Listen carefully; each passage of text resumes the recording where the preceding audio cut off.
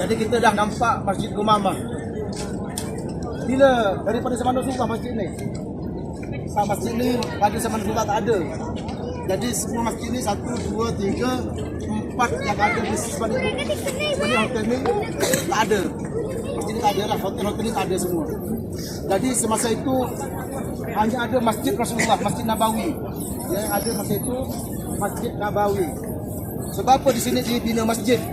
Dikarenakan di sinilah tempatnya Rasulullah bersama sahabat melaksanakan solat hari raya dan solat istisqa, solat minta hujan. Ini kawasan lapang, maknanya padang pasir. Sebab apa Rasulullah ajak para sahabat untuk solat ke kawasan ini, sedangkan di sana ada Masjid Nabawi dan Rasulullah sendiri berkata, sesiapa yang solat di masjidku mendapat berapa pahala?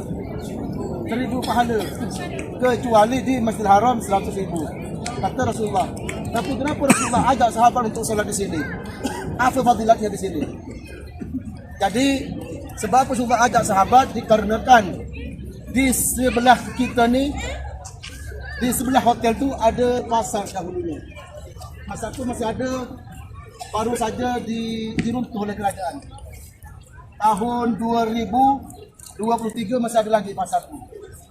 2004 sudah diruntuh. Pasar lama Madinah. Di situlah tempatnya orang-orang berniaga ketika itulah, daripada orang Islam ataupun yang bukan orang Islam.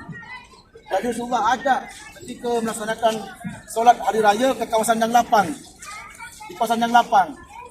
Ketika Rasulullah solat di sini, maka semua orang-orang yang ada di kawasan pasar ataupun yang tak boleh masuk masjid ketika itu, yang tidak suci bagi perempuan, dapat mendengar khutbah Rasulullah SAW. Dan begitu juga Rasulullah salat sunat istisqa, yang minta hujan di sini juga. Jadi sunat untuk salat istisqa itu minta hujan di kawasan yang lapang ataupun salat hari raya di kawasan yang lapang. Kenapa dinamakan Masjid Al-Gumamah? Karena ketika Rasulullah salat, Rasulullah dilindungi oleh awan yang mendung ketika itu, ya. Maknanya Rasulullah ni dinaungi oleh awan. Itu dinamakan Masjid Gumamah, ialah awan. Dan hingga sekarang diletaklah satu masjid untuk menandakan pernah terjadinya sejarah kepada Rasulullah. Jadi kalau kita nak tengok masjid ni yang sejarah dengan Rasulullah solat atau tidak, kita lihat menara. Menara. Kalau menara macam bulan sabit, ada sejarah kepada Rasulullah tapi Rasulullah tak solat. Tapi kalau menara penuh, maknanya sejarah Rasulullah, maka Rasulullah solat.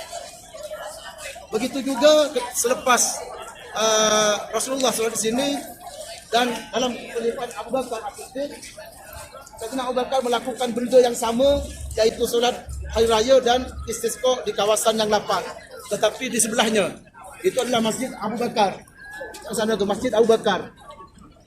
Selepas Abu Bakar, dalam khalifah Sayyidina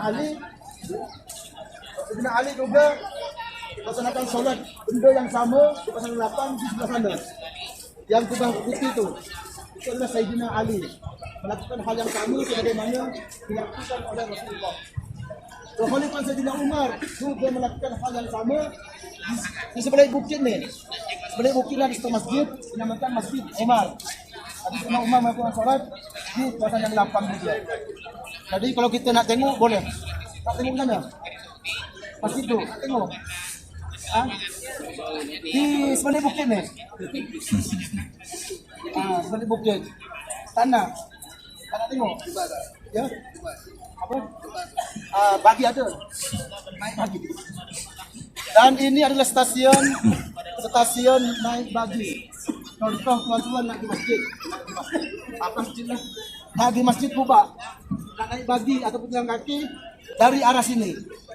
Di depan ni ada apa bagi 15 rial. Naik ke Masjid Quba. Memang khusus jalan tu ke Masjid Quba. Ada kereta masuk bagi dan jalan kaki saja. Kalau jalan kaki dalam setengah jam. Setengah jam tu memang tak nampak dengan mata. Ya. Tak nampak dengan mata, jauh dengan kaki, tapi kalau kita lalui dekat. Sebab di sebelah jalan, sebelah kiri, sebelah kanan, semua tempat lontar. Tak terasa haluan tu jauh, kena melontar, tiba-tiba nampak masuk. Kalau kita larang Azul, balik lagi, ya, pergi ke sini. Jadi sama inilah dinamakan Masjid Al-Ghamamah, ya, tempat Rasulullah melaksanakan solat istisqa dan solat hari raya. Ya. Nah, sekarang kita terus menuju ke kawasan Saqifah Bani Sa'ad. Pasar lama dan juga laluan Rasulullah lari-lari anak bersama Aisyah. Jom.